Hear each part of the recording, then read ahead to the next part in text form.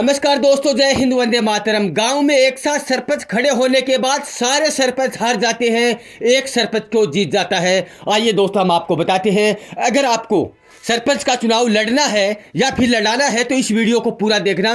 दोस्तों, मैं आप लोगों को बताता हूं कि विधानसभा और लोकसभा चुनाव के बाद अपने गाँव में गली गली मोहल्ले मोहल्ले में जो सबसे ज़्यादा चर्चा में रहता है वो है पंचायती चुनाव। क्योंकि पंचायती चुनाव एक ऐसा चुनाव होता है जिसमें अपना खून, अपना भाई, अपने गली का बंदा या फिर अपने गांव का बंदा खड़ा होता है। यह चुनाव एक बहुत बड़े त्योहार की तरह मनाया जाता है। हार जीत एक अलग बात है, लेकिन उस चुनाव में अपने ही गांव, अपने ही मोहल्ले और अपने ही गली के सारे कैंडिडेट खड़े रहते हैं। गांव में माहौल एक ऐसा माहौल बन जाता है कि गांव की जनता ये सोचने पर मजबूर हो जाती है कि किसको वोट डाला जाए। उसमें ना तो कोई पार्टी होती है, ना कोई सभ्यता होती है। उसमें सिर्फ एक ही टारगेट होता है कि गांव के बंदे, गांव के व्यक्ति, गांव के वोटर किस कैंडिडेट को पंचायत में सरपंच चुनने के लायक समझते हैं। लेकिन दोस्तों, सरपंच का चुनाव एक ही गांव में 5-7 कैंडिडेट खड़े होने के बाद एक ही सरपंच चुनाव क्यों जीतता है? आप क्यों नहीं जीतते चुनाव?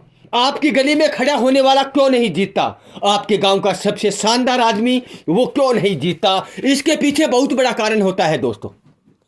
सबसे बड़ा कारण तो ये होता है दोस्तों कि जो सरपंच का चुनाव लड़ता है उसे 2 महीने पहले अपने परिवार को मनाना पड़ता है।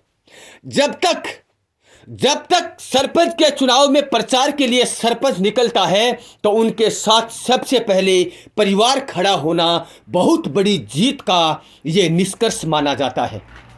उसके बाद दोस्तों, उसके बाद अपने मोहल्ले में पूरे के पूरे मोहल्ले पर कब्जा करना पड़ता है, हर एक वोट पर, हर एक उस व्यक्ति पर जो आपको वोट नहीं डालना चाहता। उसके बाद पूरे गांव पर निगरानी रखनी पड़ती है। हर एक गली, हर एक मोहल्ले और हर एक व्यक्ति से पर्सनल ताल्लुकात बनाने पड़ते हैं। उनसे मिलना पड़ता है, उससे मिलकर काम की पूछना पड़ता है। हो सके तो चुनाव से पहले भी उस व्यक्ति का काम कराना पड़ सकता है।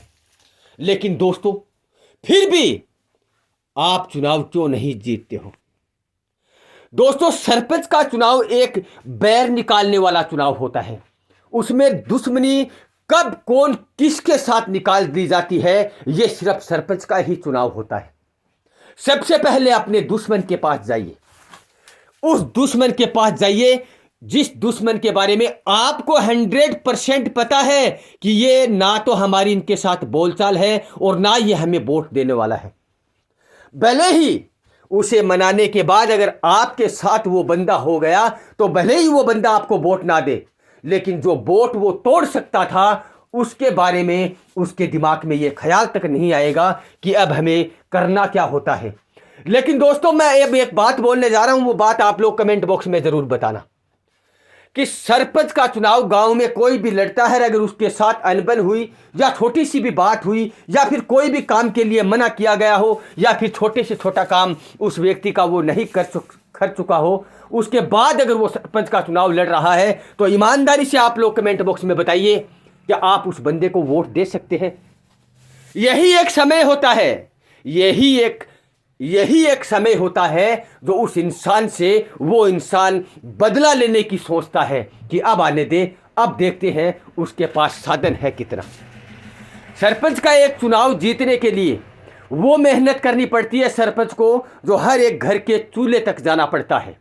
सबसे पहले अपने दुश्मनों को मनाना पड़ता है, उसके बाद अपने परिवार को साथ करना पड़ता है, तीसरी बात अपने मोहल्ले वालों को साथ लेना पड़ता है, चौथी और सबसे बड़ा कारण अपने ग्रामवासियों के दिलों पर राज करना पड़ता है चुनाव से 2 महीने पहले, या फिर गांव से जो मैन नगीने होते हैं उनको साथ लेना पड़ता है। तब जाकर सरपंच का चुनाव सरपंच जीत पाता है। आपकी क्या राय? वीडियो को लाइक, चैनल को सब्सक्राइब। जय हिंद, वंदे मातरम।